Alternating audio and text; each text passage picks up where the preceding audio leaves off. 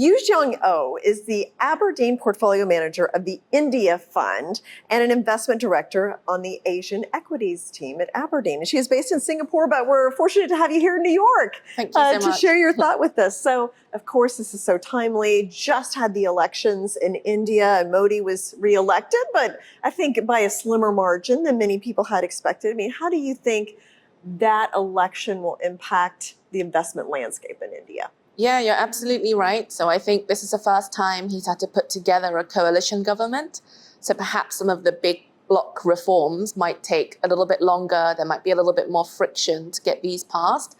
But I think we shouldn't discount what that government has already put in place over their term already. So there's been big sort of reforms on bankruptcy, on GST tax that everyone pays. So that's really helping the Make in India story still. And I think that's going to continue. So I think that big sort of push towards making India an easier place to invest, a better place for corporates to come in as well and build their factories and really manufacture within India as well. I think that's going to be a story that persists. There's been a lot of excitement about India. I've just been reading over the past year and the investment opportunities there. I mean, how do you, when you're making investments, what are your objectives? What's the process that you use? Yeah, so we're really looking for quality companies. And by that, we mean companies that are managed by good quality management teams, so ones that have a track record of delivering and executing on their strategies.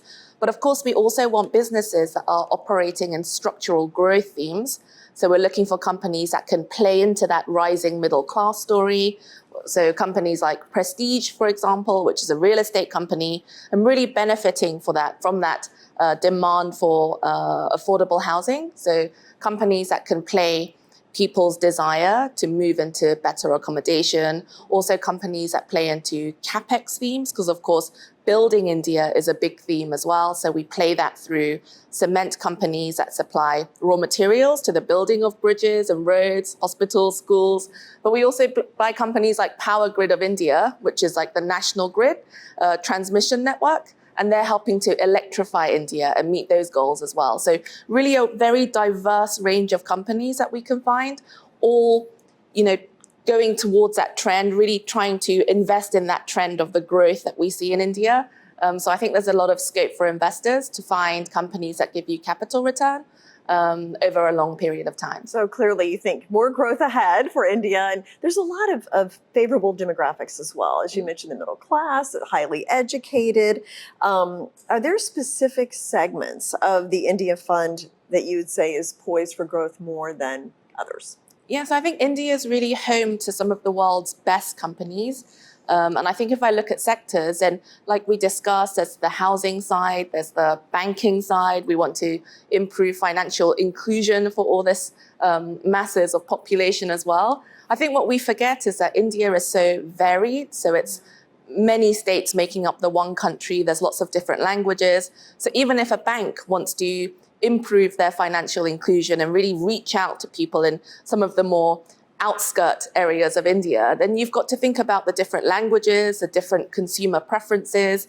So it's really quite complex. So a company that can manage to do that and be able to deliver digital banking across all these different states, I think that's a really big sort of competitive advantage that's hard to build up. So we really look for those types of quality businesses that benefit from the general demographic trend, but also have strong financials and also have a very solid management team that have been able to build upon this franchise over the years to make sure that they can serve India going forwards as well. Now, you and your team are based in Singapore. Yeah. How often do you get to India, have your feet on the ground, like talk to executives? Yeah. And how do you, perform the due diligence being in another country? Yeah, so important, I think, to meet the companies on the ground and visit the factories and really speak to the experts in the nation as well. So we try to get out about 5 to 6 times a year. So that's just over once a quarter. And that's really to catch up with our holdings, but also to find new ideas. Because I think, again, we want to keep our ideas in the portfolio fresh. So we're looking for emerging winners that will be serving new needs of India into tomorrow and the future years as well. So I think it's super important to make sure that we do get out there and we see the changes ourselves and we speak to the management teams just to get that trust and relationship built up. Because we've been covering India for 2 decades plus. So if you think about our relationships and the knowledge network that we've built, then it's really quite wide and deep as well. So it's not just with corporates, it's with industry experts, political experts. So really trying to leverage as much as we can on that competitive strength of having people in Asia covering India. There's still nothing like meeting people in person. Yeah, exactly. Even with everything, there's still insight that you get from that. So India has always been a great story for the past year or so. Do you think it's overvalued at this point? Is it too late for people to get in if they're interested in investing in India? Yeah, it's certainly had a very good run. It's been the strongest market in Asia over the past year. But I think there's always opportunity within that. And I think, again, one of our strengths of having that knowledge of investing in India for close to 3 decades is that we have quite an active subs bench. I don't know what the sporting analogy is here in the US, but we have a good pipeline of ideas and we have target prices against them. So these are stocks that have passed our quality filters, but where we're waiting for the right price or the right valuation. So if there is a market event like last week's elections where people were slightly disappointed on the day and the market trades down, then we will have our target prices in place, all the quality companies will already know them. And that's an opportunity for someone like us with that long-term horizon to be able to still buy into India when there are these market volatility that creates opportunity. So I think there's always scope to get in. You just have to be patient and you have to invest with the right partner. Yeah, and with the long term in mind. Yeah, exactly. Exactly. And you mentioned you've been working in India for 20 years with this investment, but I'm sure with the gains and the attention that it's getting, there's all kinds of India funds popping up.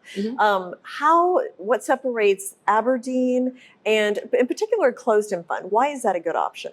Yeah, so the India fund that we manage at Aberdeen, I think this is very attractive because as a closed-end fund, we have less liquidity constraints that an open-ended fund might have. And that means we can work within a wider market cap spectrum. So we're not just looking at the most liquid large cap companies. We use this analyst presence, so that strength of knowledge that I've mentioned already. We really use that to go into the small and mid cap space as well. So if you look at this fund, then we have about just over 30% in companies with market capitalizations of less than 10 billion US dollars versus the benchmark MSCI India, which has about 10%. So really that undercovered space of new ideas that can hopefully be large caps in 10, 20 years' time. I think, again, one of the benefits that we can provide is having that access to those companies early on. Yeah, interesting because that's where the innovation is taking place. Exactly. So, Yes. So thank you so much for coming in and explaining. Fascinating to hear about what's going on in India. Thank you. Thank you.